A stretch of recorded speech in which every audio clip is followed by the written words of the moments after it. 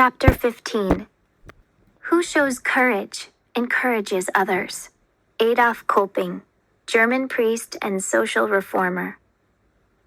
The following Wednesday, 2 letters came to our door. The first was from Oma Gertrude, my mother's mother, and the woman for whom I'd been named. For as far back as I could remember, Oma Gertrude had always been old, but over the last year she had also begun to have some health problems. The state was usually very cooperative about giving my mother time off from work to take care of Oma's needs, but Mama seemed worried this time. "She's fallen and broken her leg," Mama said. "I'll have to stay with her for a while. Perhaps the state will give me work near her home." "What about us?" I asked. Our family was separated enough. I didn't want Mama leaving too. "We can take care of ourselves," Fritz offered. "School is almost out for the summer, and I've got to stay here in Berlin and work.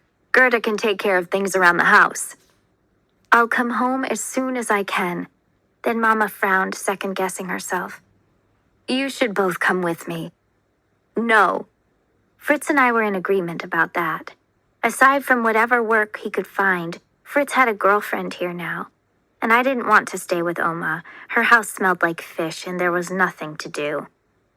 So against my mother's better judgment, it was decided that we would stay in Berlin while she went to the countryside to help Oma Gertrude. None of us seemed particularly happy about the idea, but we all agreed it was our best option. The second letter was for Fritz. It was from the military, reminding him that he would turn 18 in June. By the end of that month, he would be expected to enroll for a year and a half of service. Refusing to serve, the letter clearly stated, would have serious consequences. Well, of course it would. Everything had serious consequences. Fritz's eyebrows pressed together as he read it, and I could tell that he was bothered.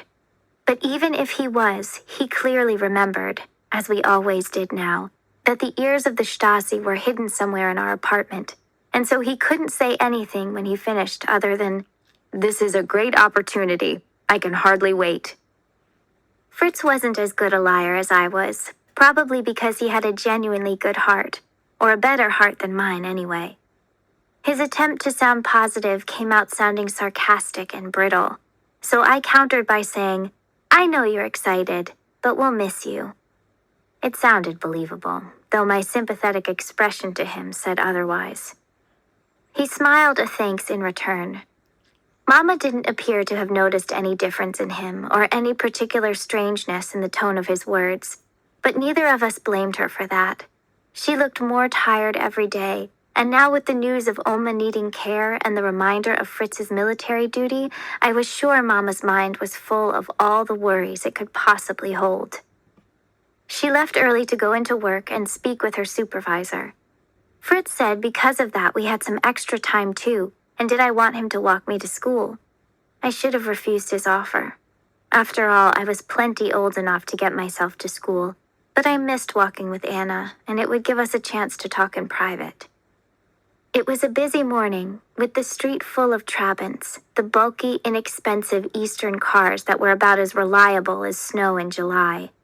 The common joke said that the best feature of any Trabant was the heater in back, which would warm your hands as you pushed it home. As we left the building, a white truck pulled up directly in front of our apartment. It looked like a delivery truck but had no markings on it at all. That alone was odd. Our building rarely received deliveries. A door opened and a man was pushed out onto the street. He fell on his hands and knees, and the second I recognized our neighbor, I darted over to help him up. "Herr Kraus?" I glanced up only long enough to see Victor, Fritz's former friend, standing in the doorway of the truck. He frowned at me and then eyed Fritz. Neither of them said a word, and Victor's expression was so cold I thought maybe he had turned to ice. Then he shut the door and the truck drove away. Herr Kraus had heavy bags under his eyes, and his hands were shaking. "Are you all right?" I asked him. "Can we send for a doctor?" He put his hands on either side of my face, and tears streamed down his cheeks. "I never should have printed those papers," he said. "Do you hear me? I was wrong." By then, another woman in our apartment had seen Herr Kraus. She darted forward and used her shoulders to prop him up. Fritz held out a hand and said, "I can carry him in." "No!" The woman pushed his hand away as if he had offered poison rather than help. "It's better for everyone if you go to school." Her eyes darted around the street. "Please, just go." "It's getting worse," Fritz said to me when we were alone. "People are more suspicious of us, and they keep their distance. Word is getting out that I was arrested." Anna barely looks at me anymore. Then I shrugged. School is out at the end of this week, though, so at least during the summer I won't have to watch her ignore me all day. Fritz stopped walking and shoved his hands in his pockets. "There's this girl I like." "Claudia?" He smiled at first, hearing her name, but it quickly faded away. "Yeah. We've known each other for a long time, but just started dating a few weeks ago. I like her a lot, actually, and even asked if she'd wait for me until I got my release from the military. She said she would, until last night. Her father doesn't want us dating anymore." "Why not?" Fritz kicked at the ground with his foot. "The Stasi showed him my file. They suggested it wouldn't be good for Claudia to continue dating me." "I'm sorry, Fritz."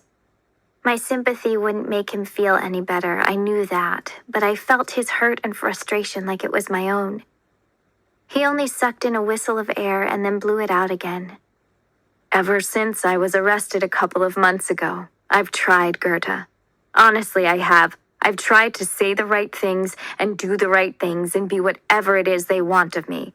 But the more I try to do what they want, the more I understand that my life has been put on this track to failure. From now on, wherever I go, they will stand in my way. I can't win against them." "You can get Claudia back. I'm sure you can." "Maybe, but that's not why I told you." He smiled, but it was so sad and hopeless. I'd rather have seen him frown. "The same thing is coming for you too." Even though he spoke quietly, his words echoed like thunder in my ears. Watching Fritz was like looking at pictures of my own life 5 years down the road. When I would be 17 and hoping to get into a university, only to be rejected. Needing to get a good job, or any job for that matter, only to be turned down. Trying to find someone I could love, only to have him pulled away from me for reasons I would never fully understand. I knew it would happen to me, because it was already happening to Fritz. "This all started when Father participated in that uprising 12 years ago," Fritz said, and now his tone grew bitter. "He thought because he wasn't arrested that he got away with it, but he didn't. And then he spent every year since then talking to people about ideas that are considered dangerous here. He thought he got away with that too because they were only ideas, but look at where we are now." I started walking again, and Fritz followed along at my side. "You and I have ideas too," I told him, "and I don't want to become like them." I stared up at him. "That's not me, Fritz, and I don't think it's you either." "No, it's not," he said. "In fact, never mind." "In fact what?" Fritz was avoiding my eyes now, so I moved in front of him, forcing him to look at me. "Tell me." He opened his mouth, then clamped it shut and walked past me. A new worry sprouted in my chest as I hurried to catch up to him. Fritz had been keeping secrets from Mama for years just to protect her. But something had changed. Now he had started keeping them from me as well.